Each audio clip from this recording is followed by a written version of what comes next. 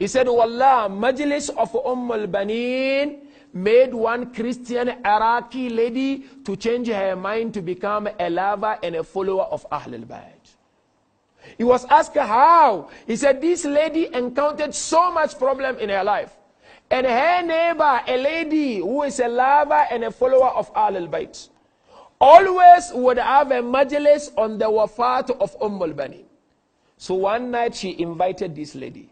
She said, I know you are a Christian, but you are my neighbor. I want you to attend to this majlis of Baneen.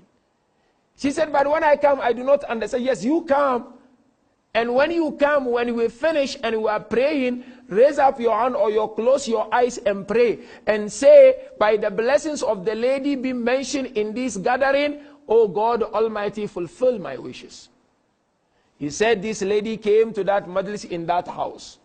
And the Masa'ib of Baneen was recited. And this lady felt something in her heart, she cried. And during the dua, the Christian lady did not raise up her hand. She closed her eyes as they do. And she prayed to Allah subhanahu wa ta'ala. This scholar said, this lady gave them the hikayah. This lady was relieved of her sufferings and problems. And so at the end of his writing, he said, Wallahi, the Shias don't know how to ask wasila of Baneen. The same thing we have another hikayah from a very great scholar, Ayatollah Rouhani. He said one day there was a lady in the holy city of Qom with her son. And the son fell down. But as the son was falling down, the lady was saying, Bihakki Baneen, give shafa to my son. And Ayatollah said, Wallah, I witnessed nothing happened to that child. So therefore, this shows the maqam and the position of this lady in the eye of Allah. No doubt she's from a very big family, profound family. And for all of us to understand her maqam, Imam Amir al-Mu'mineen had to go to AKHIR to ask for AKHIR to look for a wife for him from a very sincere and brave Arab family after the Shahada of Fatima al-Zahra. And eventually AKHIR recommended this lady, Baneen. When she came to the house of Amir al-Mu'mineen, what did she say to Amir al-Mu'mineen? What did she say to Imam Ali? She said, Amir al-Mu'mineen, I am not mother to Hassan and Hussein and Zainab. I am slave to all those in this house. I am not mother. I am slave to all those in this house. Hence you find her name, Baneen, of course, it's a title given to her after her grandmom, Bint Layla. And then she told to Amir al-Mu'mineen, don't call me Fatima al-Kilabiyya. Because when you call me Fatima, it's like you are comparing my goodness to the goodness of Fatima al-Zahra. And if you call me Fatima, you will always remember Fatima, tears will overflow from your eyes. Just call me Baneen. But you know, after Karbala, she spoke in Medina and told everyone in Medina, from today onwards, do not call me Baneen again. After she lost all the sons, said nobody should call me Baneen. So therefore, brothers, wallahi, whatever problem you may encounter in your life, sincerely recite one Fatiha by the wasila of Baneen. Our great Maraji do that. Our great scholars do that. You find yourself in a very difficult, tight corner, difficult situation. You don't know how to handle it. Sincerely open your heart, recite some verse of Quran, and make it a hadiyah to the soul of Baneen al-Arba. And you will see, wallahi, the miracle which will happen into your life. The second important thing is what? Is her loyalty. She teaches us to become steadfast upon all the difficulties that one may encounter in his or her life. You cannot give up on your religion. Upon all the difficulties, you cannot become weak in your faith and in your religion. Because today you see, when you have difficulties, that's the time we become very weak in our religion. Baneen taught us that the more imtihan comes to you in your life, the more you become strong and steadfast in your love for Allah and the Imam of your time. She was very loyal when it comes to allegiance to the wilaya of Ahlul Bayt and the wilaya of Amir al-Mu'mineen, and most especially the wilaya of Abu Abdullah al-Husayn alayhi salam. Because as you know, in the famous riwayah where Rasulullah said, the religion of Islam is built on 5 foundations. On Homs, on Zakat, on Salat, on fasting, on Hajj, and then on Wilaya.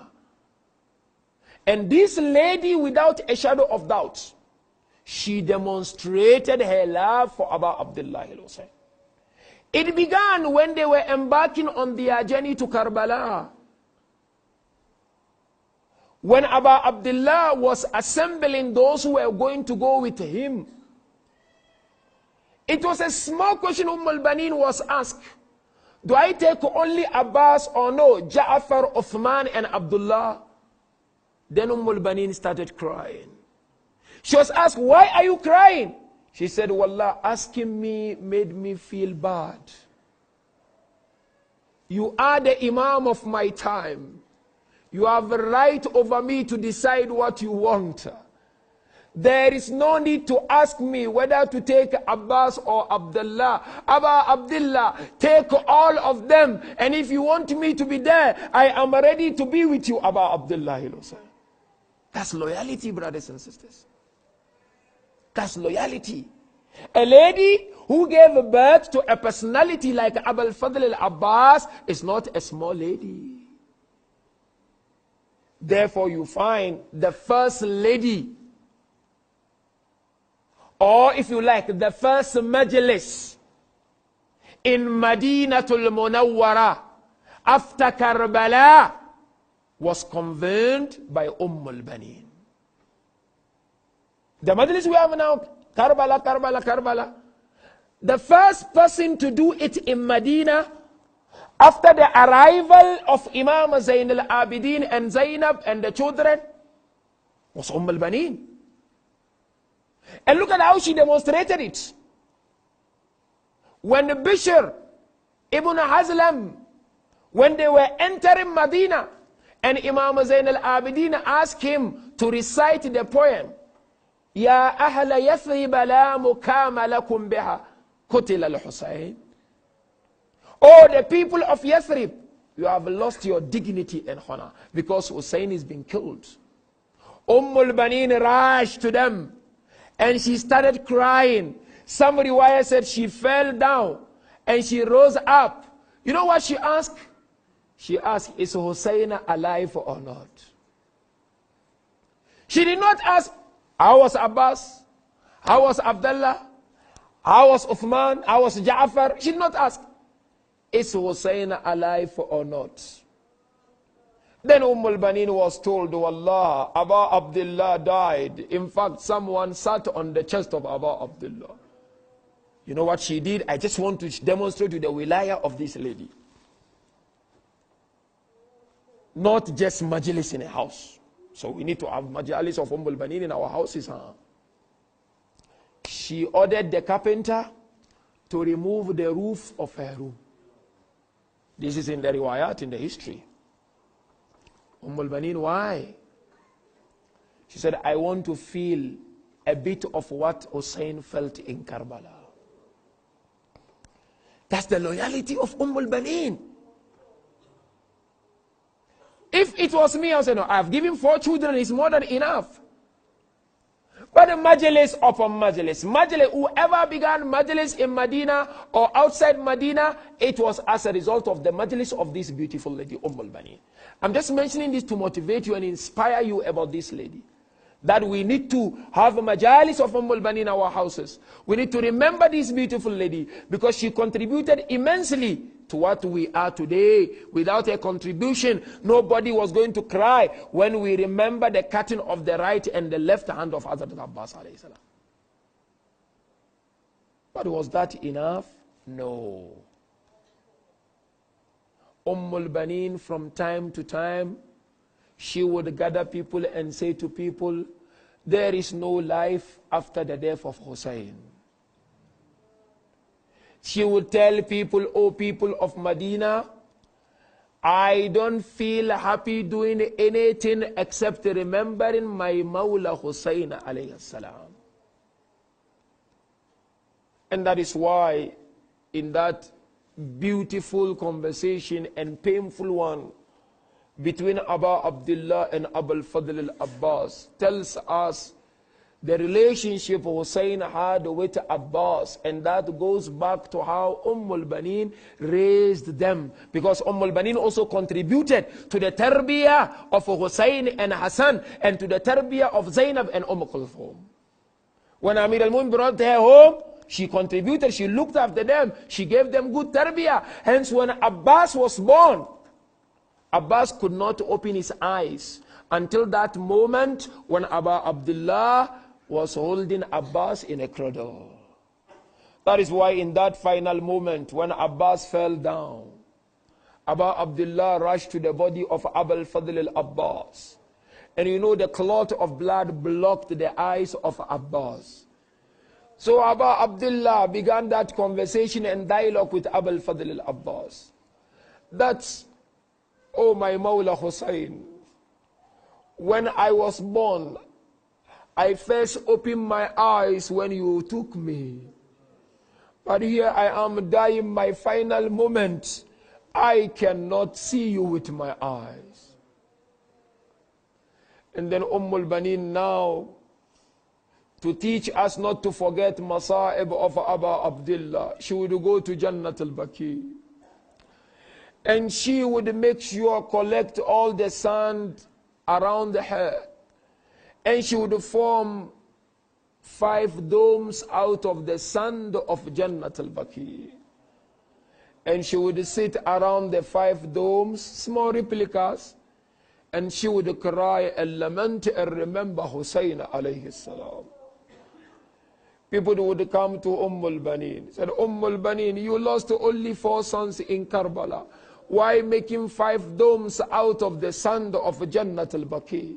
She would say, Wallah, the 5th dome is for my son Hussein alayhi salam. Narration will tell us that Imam Zainul Abidin would come to Baneen and will say to her, "Oh Baneen, whenever Abbas' name is mentioned, you do not cry." Said, "Oh Baneen, you don't even ask about Abbas. Why?" She said, Wallah, O Zain al-Abidin, I do not believe that Abbas left Hussein alone in Karbala.